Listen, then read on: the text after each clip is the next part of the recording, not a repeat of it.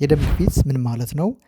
መጠኑ በዝቷል ወይስ አንሷል የምንለውስ ግዴታ 120/80 መሆን የለበትም። ሰላም እንዴት ናችሁ? ውድ የቻናሌ ተመልካቾች እኔ ዶክተር አብርሃም ነኝ። በዛሬ ቪዲዮአችን ስለ የደም ግፊት መጠን ወይም ስለ ብለድ ፕሬሸር በጋራ እንመለከታለን።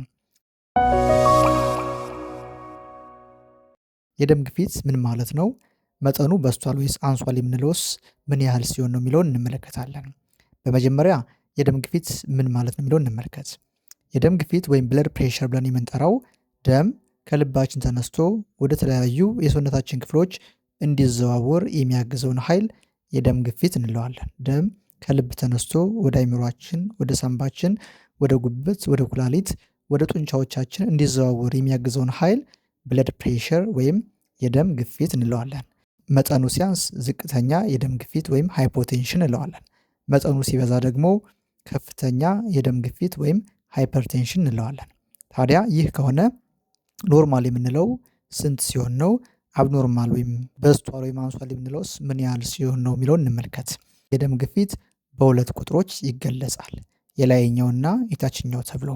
የላይኛውን ሲስቶሊክ ብለድ ፕሬሸር እንለዋለን።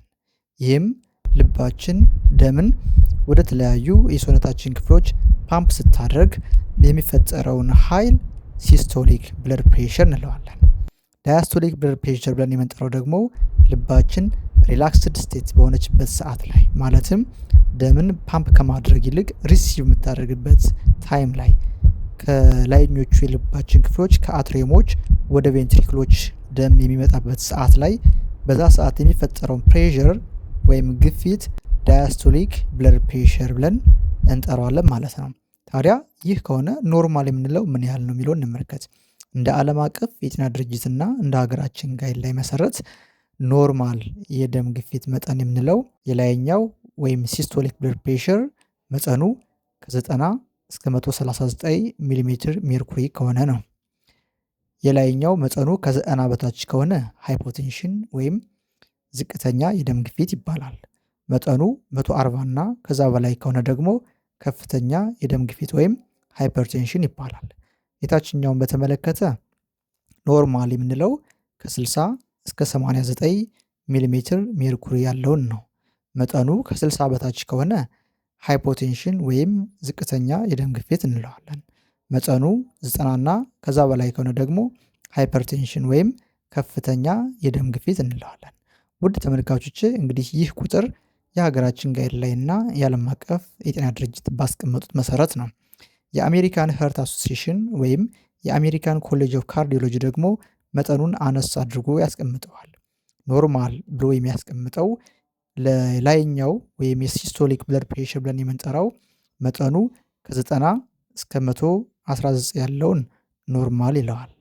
ከ120 እስከ 129 ያለውን ደግሞ ኢሊቬትድ ይለዋል፣ የጨመረ ማለት ነው። መጠኑ 130 እና ከዛ በላይ ያለውን ደግሞ ሃይፐርቴንሽን ወይም ከፍተኛ የደም ግፊት ብሎ ያስቀምጠዋል። የታችኛውን ወይም ዳያስቶሊክ ብለድ ፕሬሸርን በተመለከተም ኖርማል ብሎ የሚያስቀምጠው ከ60 የበለጠ ነገር ግን ከ80 ያነሰውን ኖርማል ብሎ ያስቀምጠዋል። 80 እና ከዛ በላይ የሆነውን ደግሞ ሃይፐርቴንሽን ወይም ከፍተኛ የደም ግፊት ብሎ ያስቀምጠዋል ማለት ነው። ውድ ተመልካቾች እንግዲህ እስካሁን የተመለከትነው ኖርማል እና አብኖርማል የምንለው በቁጥር ሲገለጽ ምን ያህል ነው የሚለውን ነው። እዚህ ላይ አንድ ሰው ከፍተኛ የደም ግፊት አለበት ለማለት መሟላት ያለባቸውን ነጥቦች እንመልከት። አንደኛ መጠኑ ቅድም የጠቀስነውን ማሟላት መቻል አለበት። እኛ እንደ ሀገራችን የምንጠቀምበትን እዚህ ጋር አስቀምጠውና የላይኛው 140 እና ከዛ በላይ ከሆነ ወይም የታችኛው 90 እና ከዛ በላይ ከሆነ አንደኛው ይሄ ነው።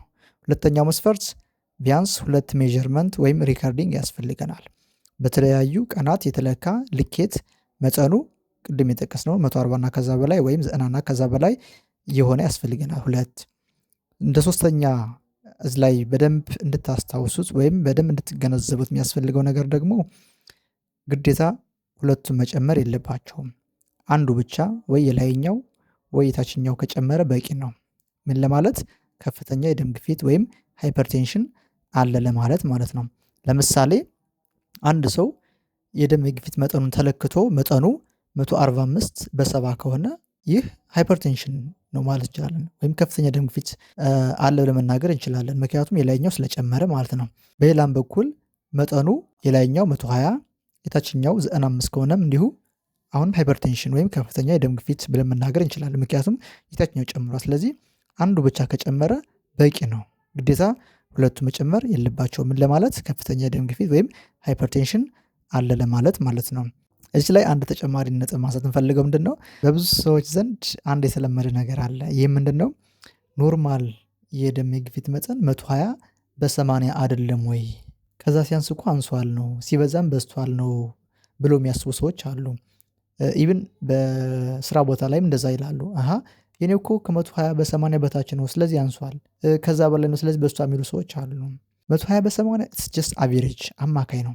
አማካይ ኖርማል የደም ግፊት መጠን 120 በ80 ነው፣ ኢትስ አማካይ ነው። ከዛ ውጭ ግን ኖርማል ለማለት ወይም ትክክለኛ ለማለት ግን በሬንጅ ነው የሚገለጸው፣ ከዚህ እስከዚህ ተብሎ ማለት ነው።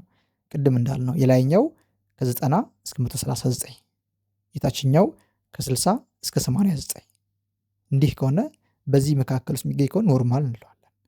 ግዴታ 120 በ80 መሆን የለበትም። ጀስት 120 በ80 አቬሬጅ እንደሆነ እንድትገነዘቡት ለማለት ያህል ነው። ወደ ተመልካቾች እንግዲህ በዛሬው ቪዲዮ ስለ የደም ግፊት ምንነት እንዲሁም ኖርማልና አብኖርማል የምንለውን በተመለከተ ጠቃሚ መረጃ እንዳገኛችሁበት ተስፋ አድርጋለሁ። በቀጣይ በሌሎች ቪዲዮዎች እስክንገናኝ ድረስ ሰናይ ቆይታ እመኝላችኋለሁ። ሰላም ሁኑ።